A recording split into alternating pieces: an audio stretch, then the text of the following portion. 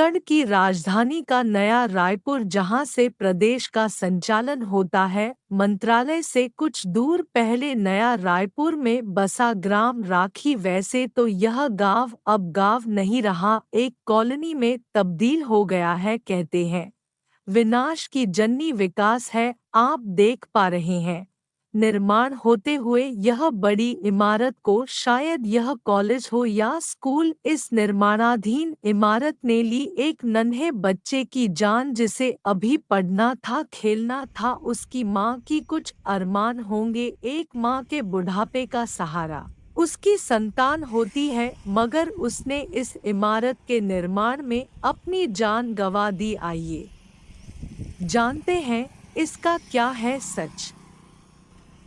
दर्शकों नमस्कार। हम नया रायपुर के करीब पहुंचे हुए हैं और नया रायपुर के राखी थाना परिक्षेत्र में हम खड़े हैं यहाँ पर।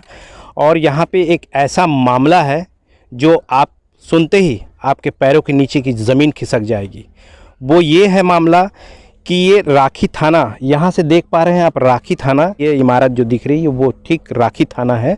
और राखी थाना के इस पार जो देखिए ये पूरा गड्ढा यहाँ पे बना हुआ है।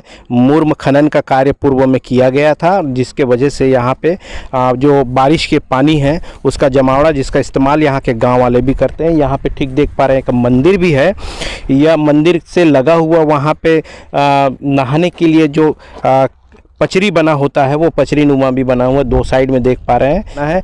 और ठीक पचरी के सीधे में हम देख पाएँ तो जूम करें तो केंद्रीय विद्यालय नया रायपुर भी आपको दिख पा रहा है, यानी केंद्रीय विद्यालय यहाँ पे मौजूद है।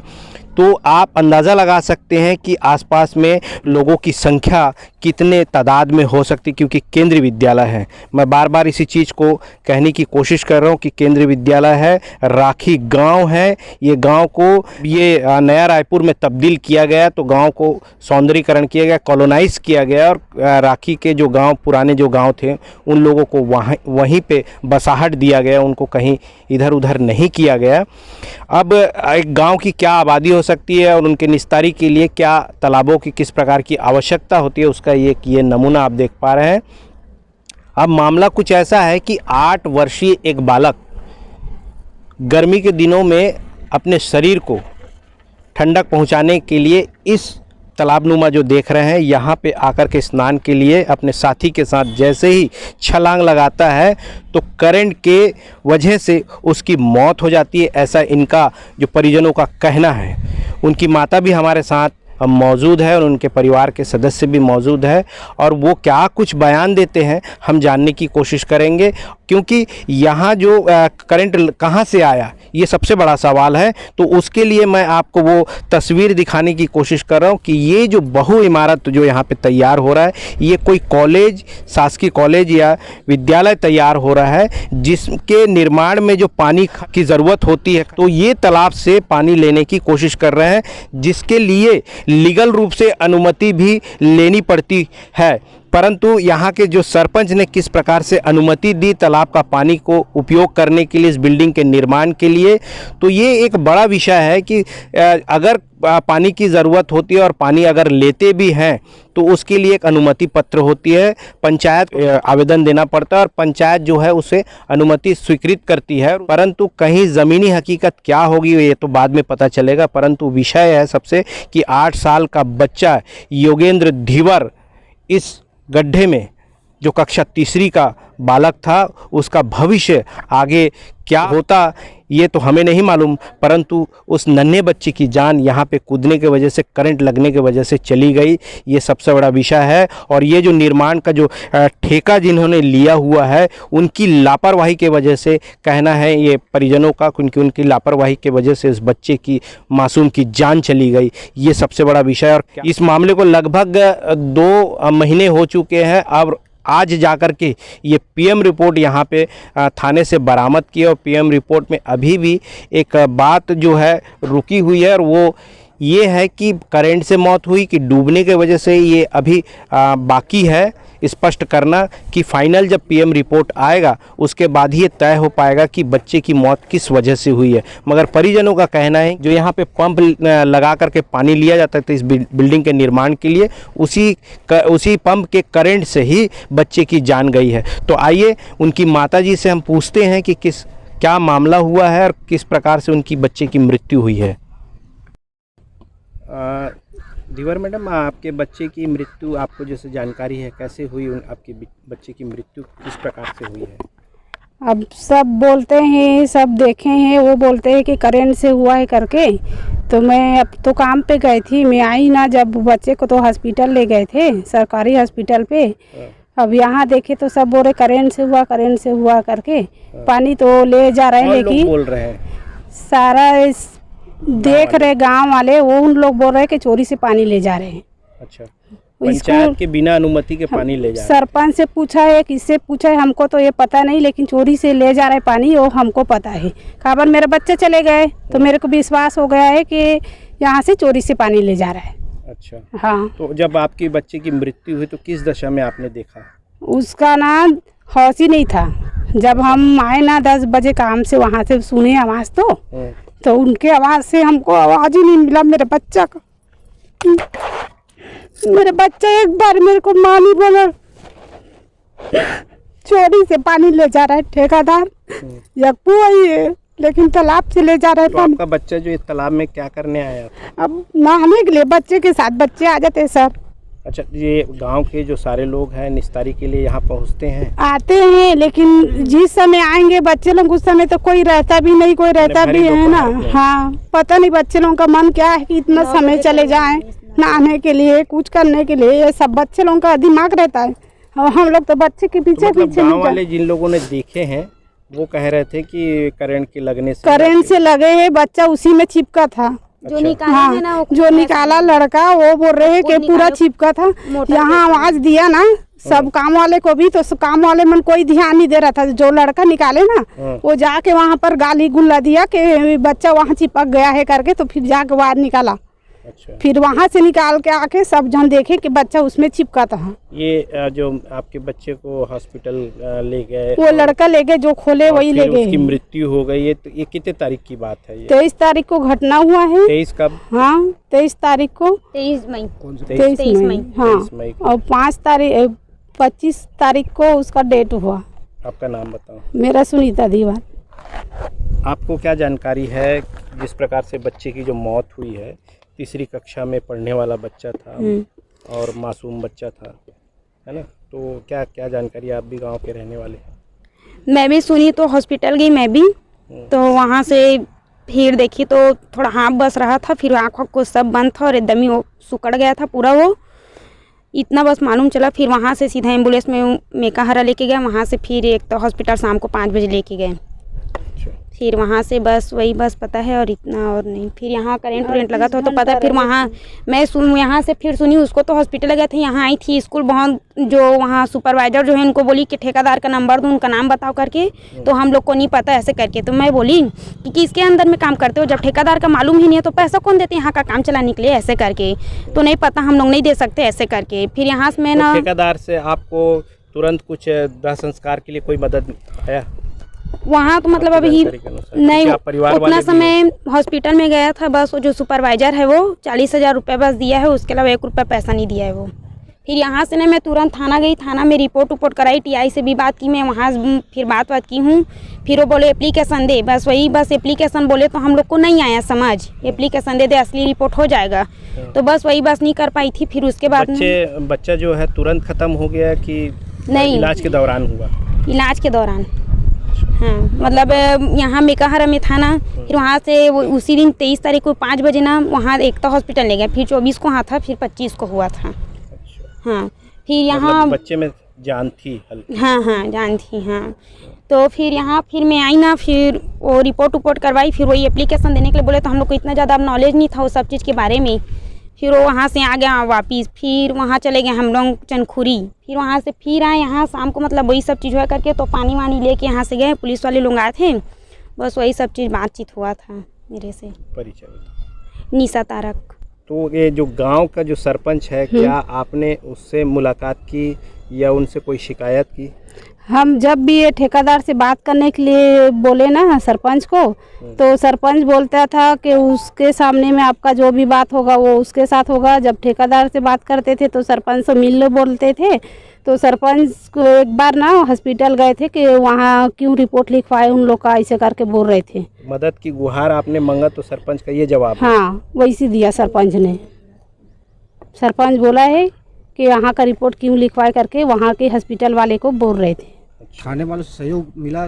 सब थाने वाले को बोले हम लोग जाकर रिपोर्ट तो करवाए हैं इन लोग तो थाने वाले को बोले कि रिपोर्ट कब आएगा करके। तो थाने वाले बोले जब रिपोर्ट आएंगे तब बताएंगे 2 दिन में 4 दिन में ऐसे करके। फिर हम एक दिन ना हमारा मन नहीं मारे तो हम चले गए जिला अस्पताल रायपुर का। तो हमको वहाँ पता चला तेरा रिपोर्ट बन गया। मैं पूछी डॉक्टर से कि मेरा बेटा का ऐसे से बात हो गया सर, तो उसका रिपोर्ट लेने के आई हूँ, तो कितना दिन लगेगा और रिपोर्ट का ऐसे करके।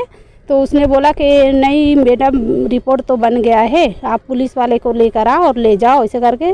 पुलिस वाले से ना खुद बात किए डॉक्टर कि आप आकर ले जाओ। आपने कितने बार गए जिला हॉस्पिटल? हम पहले बार गए थे सर, अब हम पुलिस वाले के ऊपर सौंप दिए थे ना। 2 महीने बाद आया है मतलब? 2 महीना के बाद आया है।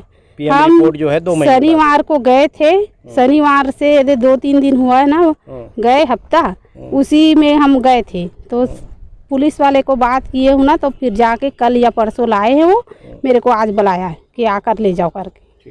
दर्शकों, एक नन्हा बच्चा जिसे उसकी माँ बड़े प्यार और बड़े स्नेह के साथ पाल पोस करके बड़ा करती है, 9 महीने कोख में रख करके जो पीड़ा सहती है, अगर वो बच्चा उसके आंखों से ओझल हो जाए तो शायद इसका दर्द हर माँ वो समझ सकती है जिसने बच्चा जना होगा। इस प्रकार की घटनाएं अक्सर होती रहती है राजधानी में, छत्तीसगढ़ में, देश में, सारे जगह होते हैं। मगर सबसे बड़ा प्रश्न यहाँ आकर के अटकता है कि जिसका बच्चा चला जाता हो उसको न्याय नहीं मिलता, क्योंकि ठेकेदारी प्रथा इतनी प्रबल हो चुकी है, शासन प्रशासन को खरीदने में भी सक्षम हो जाती है। उस बच्चे की माँ की ओर से जो बयान आया आपने सुना, और निश्चित रूप से 2 महीने बाद पीएम रिपोर्ट का आना इस संदेह की ओर केंद्रित करती है कि वाकई में कि 2 महीने बाद किसी बच्चे की पीएम रिपोर्ट आना ये सबसे बड़ा सवाल खड़ा करता है। तो दर्शकों, और अगली जानकारी के लिए आपके सामने बने रहेंगे। परिक्षेत्र के जो सरपंच है राखी गांव के, उनके निवास पर पहुंचे हैं। मामले की क्या जानकारी है इनके पास इकट्ठा कर पाए हैं वो जानने के लिए हम इनके निवास स्थान पर पहुंचे, और जो सरपंच प्रतिनिधि हैं, उनके पति भी हैं, उनसे हम जानकारी इकट्ठी करने की कोशिश कर रहे हैं कि क्या कुछ मामला है। महोदय, आप यहाँ के सरपंच पति हैं और उनके प्रतिनिधित्व कर रहे हैं आप यहाँ पे। तो जो बच्चे की, जो योगेश धीवर की जो मौत हुई है, 8 साल का बच्चा बताया जा रहा है, तो उसके बारे में आपको क्या जानकारी है? अब मैं ग्राम पंचायत राखी की सरपंच श्रीमती गायत्री जी का सरपंच प्रतिनिधि हूँ। मेरा नाम जुधाराम साहू जी है। जिस दिन इसका एक्सीडेंटल हुआ तो इन लोग अपने पास में सामुदायिक स्वास्थ्य केंद्र है, वहाँ लाया गया तो एक गड्ढा था, गड्ढा पे बोर मशीन था, जो पानी टुल्लू मशीन रखा हुआ था। उस मशीन में बच्चे खेलते खेलते जा करके वहाँ एक्सीडेंटल हुआ। जब हॉस्पिटल में लाया तो मैं देखा कि बच्चे जीवित था, और मैं स्वयं खड़ा हुआ था। उसके बाद में फिर भी तुरंत गाड़ी, 108 गाड़ी मंगवाया। मुझे ये जानकारी हम लोग को जुटा रहे हैं जी मीडिया वाले जी कि वहाँ पे जो गड्ढा था, गड्ढे में मोटर लगा था जिससे पानी वहाँ पे जहाँ जाना था पानी जा रहा था इस आवश्यकता के लिए। जी जी जी। तो वो उसमें करंट के वजह से ही उसकी मृत्यु हुई। हाँ, मृत्यु हुआ तो करंट की वजह से होगा, क्योंकि पानी में मशीन है। हाँ। और वो भी गड्ढा था, तालाब नहीं, जैसा तालाब की पानी लेकर के गड्ढा पे मशीन था। अच्छा। अब बच्चे को ये आइडिया नहीं था कि वो गड्ढा है कैसा है। जैसा अभी इन्वेस्टिगेशन किया है और उसका मुआयना किया है, तो वो गड्ढा जो है तालाब से जुड़ा ही हुआ है। जुड़ा हुआ नहीं, उस समय पानी, बारिश बहुत कम था, बारिश नहीं हुआ था। उस समय गड्ढा खोद करके पानी जो ठेकेदार ले जा रहा था। अच्छा। उस समय पानी पूरे सूखा हो गया था, तालाब से करीब 5-7 फीट के अंदर मतलब अपन ये पुष्टि कर रहे हैं कि करंट से ही उस हाँ हाँ, ये मैं मानता हूँ कि करंट से बच्चे का डेथ हुआ है। अच्छा महोदय, ये सबसे बड़ी बात विषय अब खुल करके सामने आ रही है, और लोगों का ये भी आरोप प्रत्यारोप है कि आप पंचायत से उनको परमिशन लेना चाहिए था लीगल हिसाब से। तो क्या आपने गांव का कोई भी एक मिट्टी भी उठाया तो वहां सरपंच की अनुमति की आवश्यकता है, तो क्या वो ठेकेदार आपसे कोई अनुमति पत्र लिया है? अब सुनिए, मैं बता देता हूँ, लेकिन ये तालाब मेरा नहीं है, क्योंकि नहीं है। संपूर्ण बसावट नया रायपुर विकास प्राधिकरण की तालाब से लेकर के यहाँ का 1 सेंटीमीटर जमीन टोटल नया रायपुर विकास प्राधिकरण के। मैं जब बिल्डिंग बनाता हूँ तो मैं जा करके नाडी से परमिशन लगाए बिना परमिशन की कोई बिल्डिंग नहीं बनाता। तालाब भी मेरे शासन और मेरे तालाब मेरे अंदर में नहीं है, तालाब है नया रायपुर विकास प्राधिकरण के अंदर में। मतलब जो आप जो सरपंच हैं जी, आपका जो पंचायत क्षेत्र का उसका कोई महत्व नहीं, कोई महत्व नहीं देता। ये नाडी का है, क्योंकि हम लोग को संपूर्ण बसावट ग्राम पंचायत राखी में जितना भी बसाया है ये नाडी बसा करके दिया है। यदि हम शासकीय भवन भी बनाते हमारे यहाँ स्वीकृति होता है तो उसके लिए हमने जब तक कि उससे हम संस्था नहीं लेंगे, जब तक कि हमको B1 नक्शा खसरा नहीं देंगे, तब तक हम बिल्डिंग भी नहीं बना सकते। ये नया रायपुर विकास प्राधिकरण के है। ये मुझे बताएं जरा सा आप कि आप सरपंच है, एक जनप्रतिनिधि के पद पे बैठे हुए हैं, तो आपका अपना अधिकार क्या है? जब NRDA का ये सारा कार्य है तो आपका अपना अधिकार क्या होगा वहाँ? मेरा अधिकार वही है जहाँ पर मैं मान लो जाए मेरी मंत्री जी है, मंत्री जी से अनुशंसा करवाना, मान लो जाए समाज के लिए हो या तो कोई रोड के लिए हो या कुछ काम के लिए हो, तो मैं वहाँ से स्वीकृति कराता हूँ। पर मैंने कुछ जगह के लिए जब जरूरत पड़ जाते हैं तो मैं NRDA से सिर्फ 15 दिन 20 दिन 1 महीना इंतजार करने के बाद में मेरे को जगह देते हैं। हर पंचायत में मेरे लेयर 1 के अंदर में आते हैं। मेरी एक ही गांव है ग्राम पंचायत राखी, जिसको संपूर्ण बसावट के रूप में बसाया गया है, तो एक राखी पंचायत को बसाया है। मेरे यहाँ तो इंदिरा आवास भी का अनुशंसा नहीं देते हैं। मेरे यहाँ 2011 का सूची अभी भी कोई मालूम नहीं है। 2002 की सूची के तहत में मैं विधवा पेंशन की जो लगता है ना, वो 2002 की सूची में देता हूँ। तो दर्शकों, आपने सुना कि सरपंच प्रतिनिधि ने क्या कुछ कहा है कि ये सारा अधिकार जो इस ग्राम पंचायत का अधिकार भी NRDA के अंतर्गत है, नया रायपुर विकास प्राधिकरण के अंतर्गत है, और जो भी परमिशन लेने की होगी, यहाँ तक के कि इस गांव की एक मिट्टी कंकड़ उठाने की भी परमिशन सरपंच के हाथ में नहीं है। ये NRDA के वहाँ से आवेदन करके यहाँ से कोई विकास कार्य किया जा सकता है। ये बिल्कुल स्पष्ट कर दिया है कि जब से कांग्रेस की सरकार आई है तब से यहाँ पे जो खुली आबादी की जो बसाहट है, कॉलोनाइज है, वो इसी योजना के अंतर्गत हुआ और इसी सरकार के हाथों हुआ है। दर्शकों, सबसे बड़ा अब ये सवाल उठता है कि निस्तारी का जो जगह बना हुआ है वहाँ पे आप देख पा रहे हैं जिस प्रकार के वहाँ पचरीकरण भी किया गया है, वहाँ गांव वाले निश्चित रूप से अपनी निस्तारी के लिए जाते होंगे और इस प्रकार की जो दुर्घटना हुई है भविष्य में भी हो सकती है। इन तमाम सवालों के साथ हमारे साथ बने रहें, देखते रहिए खास खबर। मैं दीपक मजूमदार, आप देख रहे हैं हल्ला बोल न्यूज़।